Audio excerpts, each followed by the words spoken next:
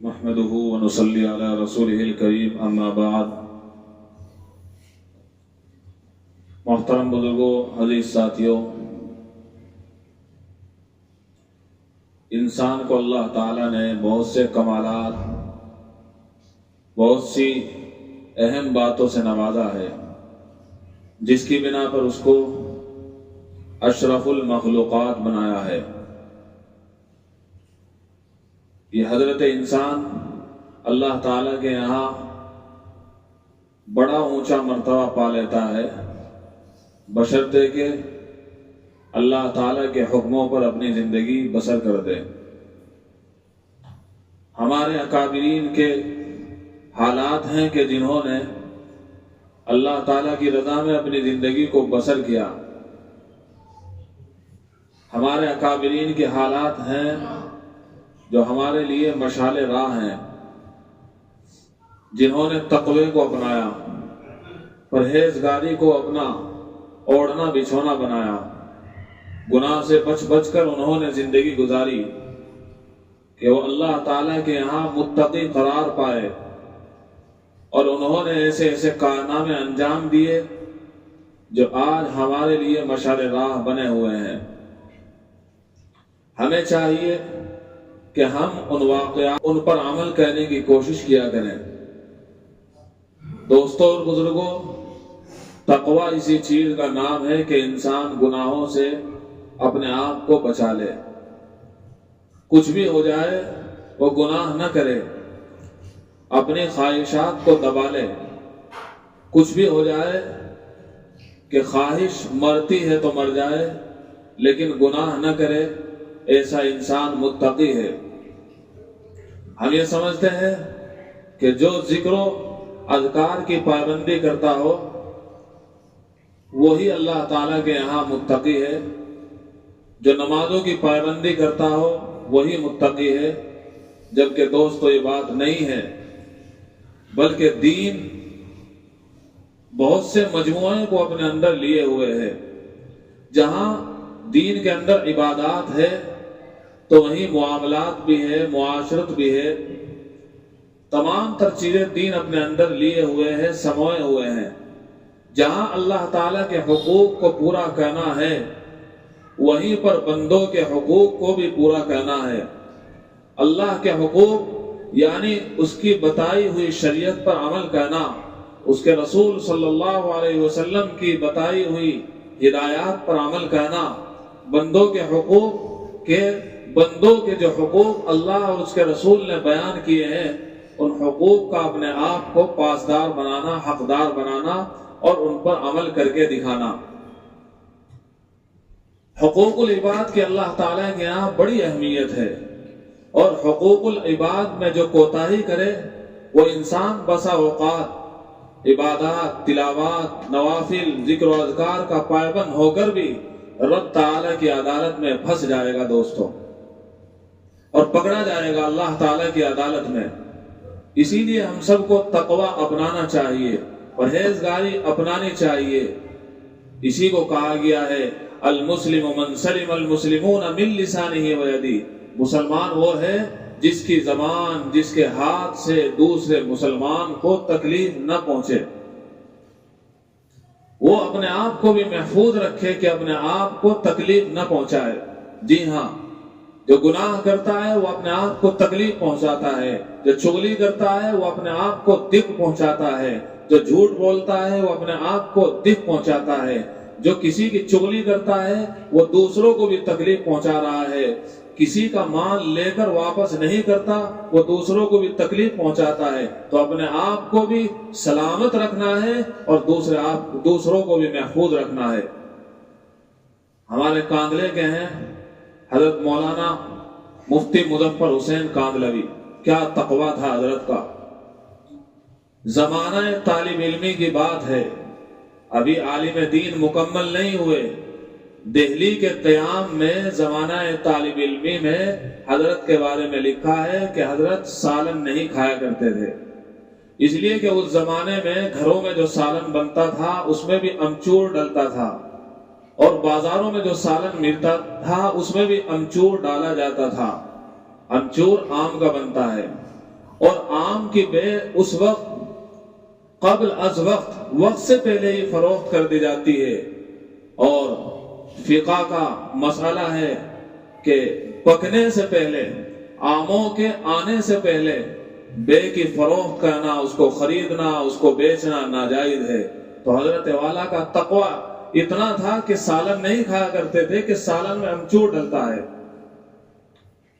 ہمارے سب کے امام اعظم ابو حنیفہ رحمت اللہ علیہ، کوفہ میں اس بات کی خبر ہوئی کہ لوٹ مار کی کچھ بکریاں تھی جو بھاگ کر کوفہ والوں کے ریوڑ میں چلی گئی۔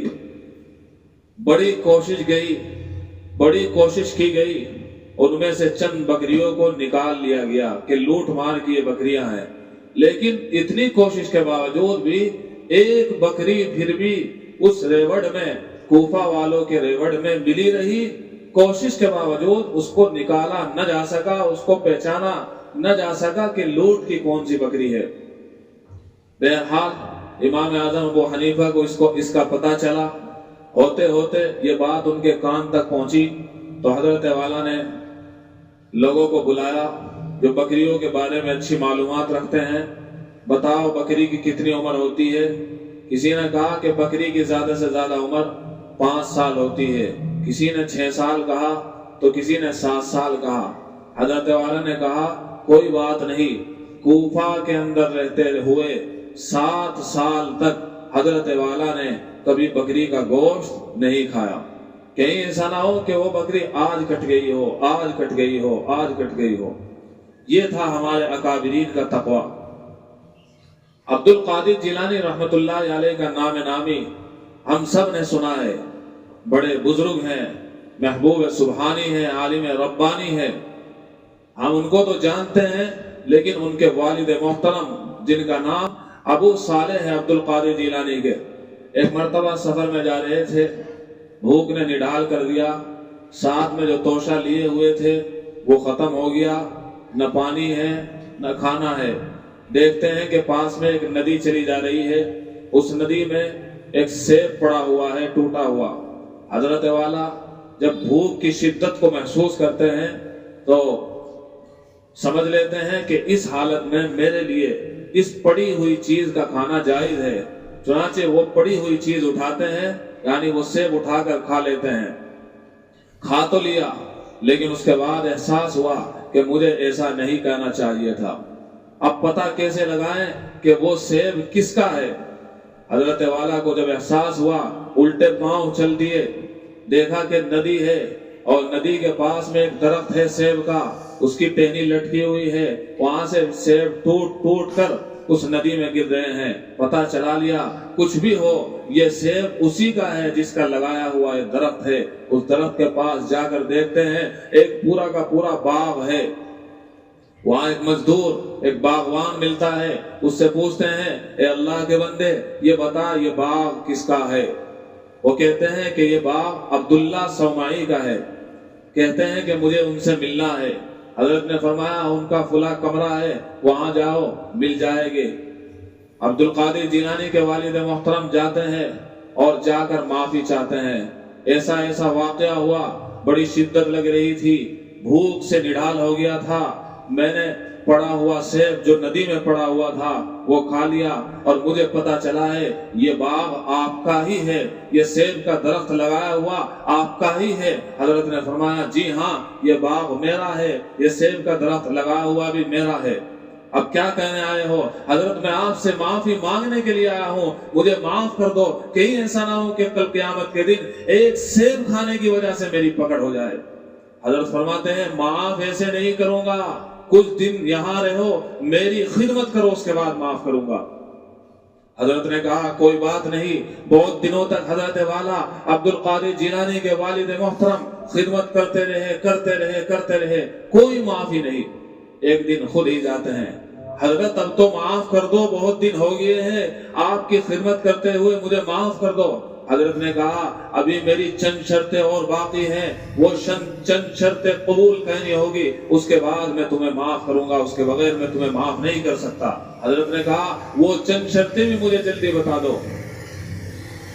बाग के मालिक ने कहा वो चंद शर्तें ये हैं, हमारे पास एक लड़की है, उससे शादी करनी होगी, तब मैं तुम्हें माफ करूंगा।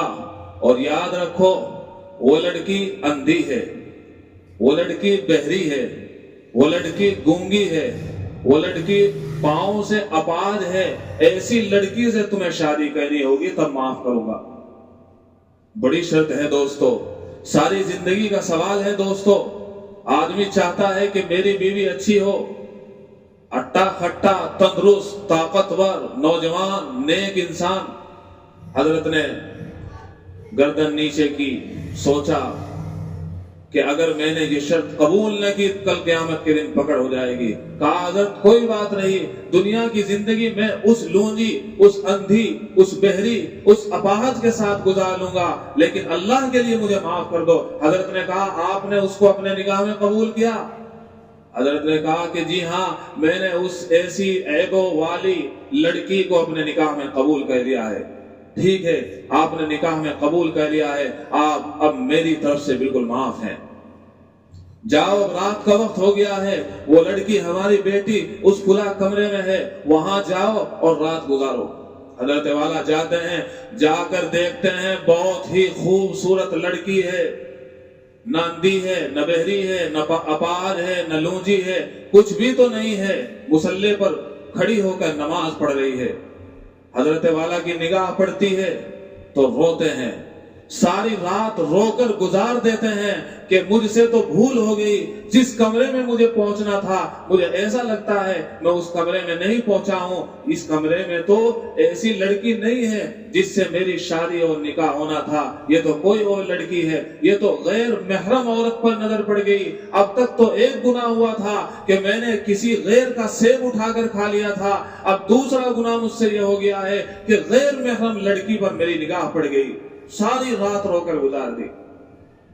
इधर इस लड़की ने मुसल्ले पर खड़े होकर पूरी रात में एक कुरान करीम मुकम्मल पढ़ दिया। कुरान की हाफिजा थी, कुरान को रातों को नफलों में पढ़ने वाली थी। सुबह हुई, आंखें नीली पीली, हजरत के पास रोते हुए आए।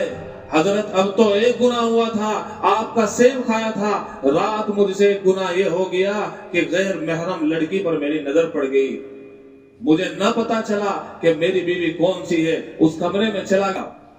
हजरत ने कहा मुबारक हो, मुबारक हो, वही लड़की तुम्हारी बीवी है। मैंने उसको अंधी इसलिए कहा था, आज तक उस मेरी बेटी ने गैर महरम मर्द को नहीं देखा, इस माना कर वो अंधी है। मैंने अपनी बेटी को बहरी इसलिए कहा कि वो बहरी इस एतबार से है कि उस गानों के एतबार से और बुरी बातों के सुनने के एतबार से बहरी है। मैंने गूंगी इसलिए कहा, आज तक मेरी बेटी ने बदज़बानी नहीं की, बदकलामी नहीं की, किसी की चुगली नहीं की, गीबत नहीं की। और मैंने उसको अपाहज इसलिए कहा है, आज भी गंदी जगहों पर नहीं गई है। जा जा, वो तेरी बीवी है, उसका नाम फातिमा है। यही फातिमा है उम्मुल खैर, यही फातिमा है जिसके पेट से आने वाले जमाने में अब्दुल कादिर जिलानी रहमतुल्लाह अलैह पैदा हुए हैं। ये वाकया हमें सबक देता है, कितने सारे सबक सिखा रहा है दोस्तों। हमें चाहिए इस वाकयात को अपनी जिंदगी में लाएं, बार बार इस वाकये को सोचे, दोहराएं। वो कैसे थे, एक सेब और वो भी पड़ा हुआ और वो भी भूख की शिद्दत में, और खा लिया, उसके बाद माफी की इतनी तड़प, और फिर माफी मांगने के लिए खिदमत करने, अरसे तक खिदमत की, और उसके बाद भी फिर ऐसी लड़की जो बहरी गूंगी लूंजी और इतने उस ऐबो वाली लड़की, उसको अपने निकाह में कबूल कर लिया। लेकिन वो तो दोस्तों इम्तिहान था। वो बाग के बुजुर्ग भी एक उस वक्त के बहुत बड़े बुजुर्ग थे, लिहाजा हमें चाहिए हम भी तक़वे को इख्तियार करें। अल्लाह ताला मुझे भी तक़वे की दौलत से माला माल फरमाए, आप हजरात को भी अल्लाह ताला अपना चहेता, अपना लाडला, अपना नेक बंदा बनाए। व आखिर दावाना अल्हम्दुलिल्लाह।